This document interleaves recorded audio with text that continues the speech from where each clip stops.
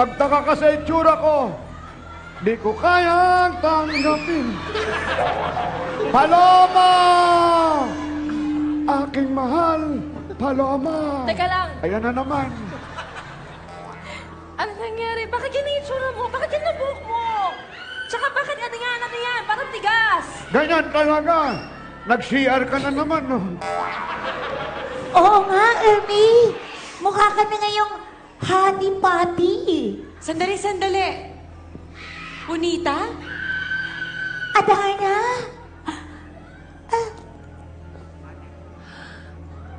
Ate! Maria Baghari! Ate! Ay, ate! Ate! Ate ko! Maria Baghari, Maria Verde. Durante!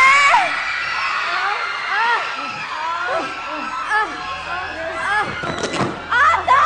Oh! Nagbalik ka! Torta! Oo, nagbalik ako kahit na ikinulong nila ako sa bote ng suka. Oh, nagkasya ka? Ay! Planet Woman? Oh. Planet Woman! Oh. Ikaw na ba talaga yan? May iba pa pang natatanging ganda tulad ko. Hoy!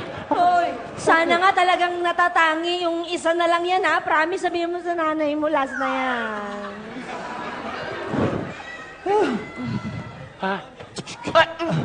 Antonio! Soprana! My little sister! Oh. As a beautiful as a quarter moon. Florante! Florante, nasaan ba tayo? Nasa labas na kayo ng lagusan!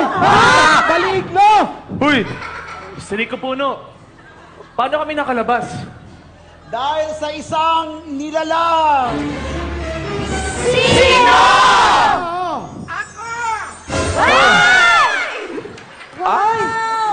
Isa lang ang sapatos. 1, 2, 3. Excuse me. It's not Dumibon anymore. I am now called Dumibird. Dumibon upgraded. Pero sandali ha. Bakit parang nag-iba din yung itsura mo? Ba't parang naging tumodo ka yata? Hindi ko alam. Basta bigla may tumamak sa akin. Tapos, eto na. Lumakas na ang kapangyarihan ko. Di ba dati bumabaho ka? Ano na ang kapangyarihan mo ngayon? Bumamaho pa din. Pero mas mabaho kaysa sa dati. Alam niyo ba? Yan ay dahil sa pangalawa o pagkawalay ko. Ang galing yung arms ko. Sa pagkawala ng ating mga kapangyarihan. Kapangyarihan ni Palomahal ko. Nagbalik na ang alaala ninyo. Nagbalik na rin ang mga kapangyarihan. Huwag kang tumawa, ay. Kapangyarihan ninyong lahat. At ang iba ay mas lumakas pa ang kanyang kapangyarihan. Kagaya ni Dumibird at ni Palomahal ko.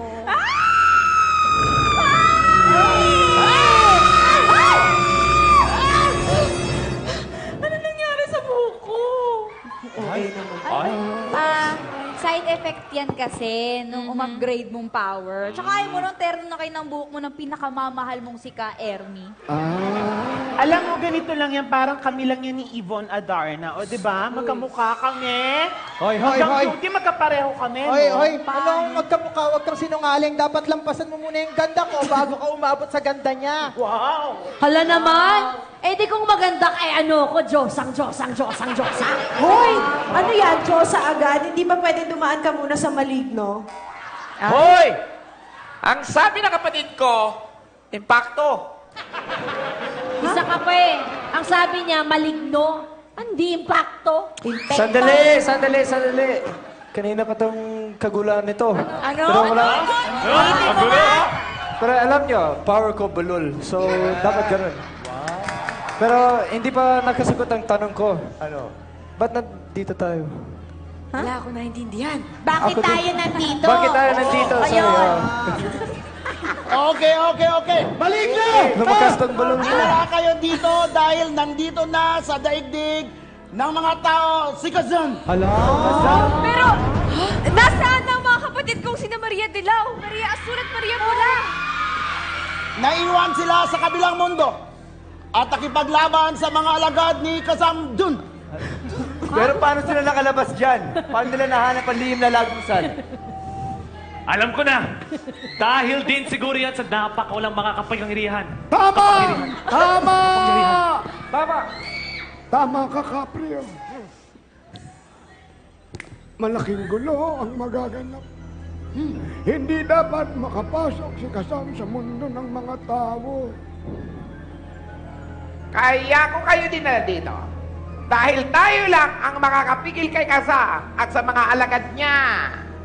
Tama. Kailangan magtulong-tulong tayo. Tama. Para sa engkanchika at daigdig ng mga tao, lalaban ako.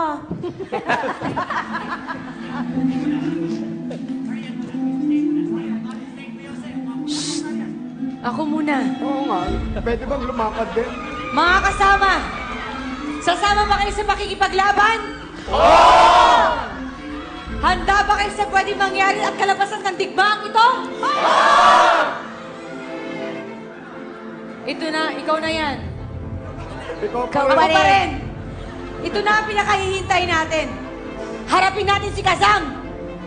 Sama-sama nating harapin ang katahimikan. Oh! Ayan. Ito pala yun. Sandali, hindi ka pa Babalik forward. Ako muna. Ayan. Kailangan magsanib-sanib tayo. Kailangan ipakita natin ang ating pagkakaisa. Hindi tayo papayag na masakop ni Kazam ang ating mundo. Ganun ang blocking. Hindi tayo papayag Ayan, tsaka lang kamay. na maghari siya dito sa lugar natin. Para kailangan pigilan natin siya. Kaya mga kasama, sasama ba kayo sa aking pakikipaglaban?